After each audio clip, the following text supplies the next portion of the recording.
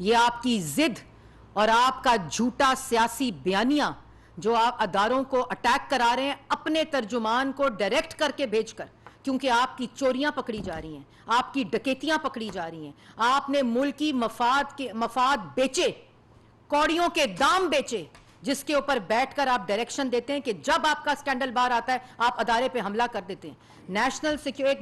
National security committee पहली meeting इस बात पर आपने बुलाई, वो भी आपने 15-20 दिन जब अदम एतमाद फेल हो रहा था, आपके खिलाफ कामयाब हो रहा था अदम एतमाद, और आप नाकाम हो रहे थे। आपको पता था कि अदम एतमाद जो है वो कामयाबी की तरफ जा रहा है और पार्लियामान ने आपके ऊपर अदम एतमाद कर दिया है। आपने वो पर्चा जेब से निकाला और आपने कहा बैरूने मुल्क साजिश हो रही है। उस बैरूने मुल्क साजिश करने वाले को आपने मरासले के बाद अमेरिका के सफारत खाने में बुलाया, की नोट स्पीकर। ये बैरूने मुल्क साजिश की असल आपकी कहानी है।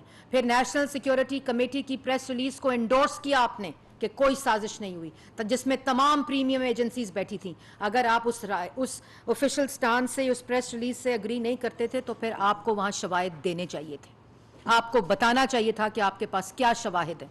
आज आप जुडिशल कमीशन का मुतालबा कर रहे हैं, आपने उस नेशनल सिक्योरिटी कमेटी में जुडिशल कमीशन का मुतालबा क्यों नहीं किया जिस वक्त आप वजीर आजम थे? आपने उस नेशनल सिक्योरिटी कमेटी के अंदर वो शवाहिद क्यों नहीं पेश किए जिससे बैरूने मुल्क साजिश जो है वो बेनकाब हो या उसके शवाहिद पाकिस्तान की जो आला क़यादत है उसको मिले? क्योंकि आप झूठ बोल रहे थे, आप अगला बयानिया बना रहे थे, क्योंकि आपको पता था कि 4 साल की नलायकी, चोरी, करप्शन, लूट मार के तमाम शवाहिद मौजूद हैं।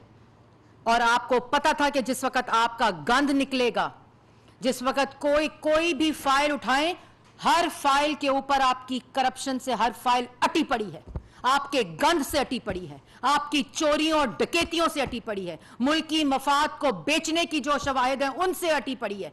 और आप जब ये बात करें तो आप कहते हैं कि बैरूने मुल्क साजिश हुई है।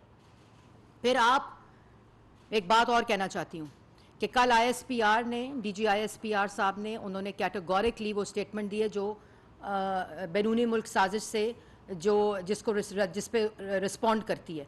फिर एक दूसरी नेशनल सिक्योरिटी कमेटी की मीटिंग हुई जिस वक्त शहबाज शरीफ साहब वजीर आजम थे, और वही प्रेस रिलीज जिसके अंदर दोबारा ये तमाम इंटेलिजेंस एजेंसीज मौजूद थी, अफवाज पाकिस्तान, आर्म्ड फोर्सेस, जो तमाम क़यादत है फोर्सेस की वो सब मौजूद थी। उस वक्त भी दूसरी प्रेस रिलीज में ये गया कि किसी किस्म की कोई साजिश नहीं है।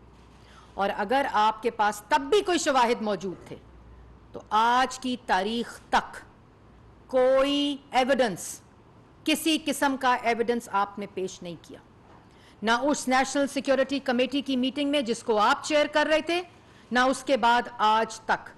जेब से सफीर का खत निकालना वो 2 सफीरों के दरमियान की गुफ्तगू है जिसको US के स्टेट डिपार्टमेंट ने डिनाई किया है, किसी किस्म की साजिश के जो आपका एक बयानिया है उसको। वो राय आपने जेब से निकाली, उस पे आपने सियासी बयानिया बनाने की कोशिश की, और क्योंकि वो सियासी बयानिया झूठ पर मबनी था तो वो बयानिया खुद अपनी मौत मर गया, और उसके बाद आपने अपने जान को खतरे का बयानिया बनाया। और आजकल आप महंगाई का बयानिया बना रहे हैं, और वो महंगाई जो आपका तोहफा है पाकिस्तान की आवाम को। उसके साथ साथ जिस वक्त आप DG ISPR जो हैं वो तमाम जो आर्म्ड फोर्सेस हैं उनको रिप्रेजेंट करते हैं, वो उनकी राय नहीं होती, वो ऑफिशियल स्टांस होता है।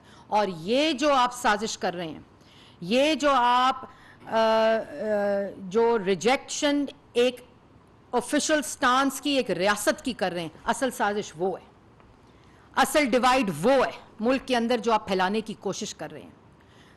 सियासी क़यादत ने, आर्म्ड फोर्सेस ने, नेशनल सिक्योरिटी कमेटी के अंदर, दोनों मीटिंग्स के अंदर एक ही स्टांस है कि कोई साजिश नहीं हुई।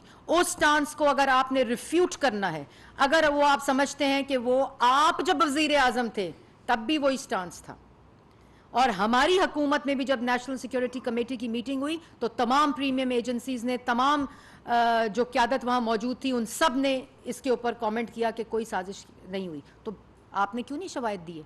कौन से ऐसे शवाहिद हैं आपके पास जिससे आप बैरूनी मुल्क साजिश को बयान कर सकते हैं या साबित कर सकते हैं, क्योंकि 4 साल आपने सियासी मुखालफीन पे करप्शन का बयानिया देने की कोशिश की, झूठा, और जब अदालतों में सबूत पेश करने का मौका आया तो आप भाग गए।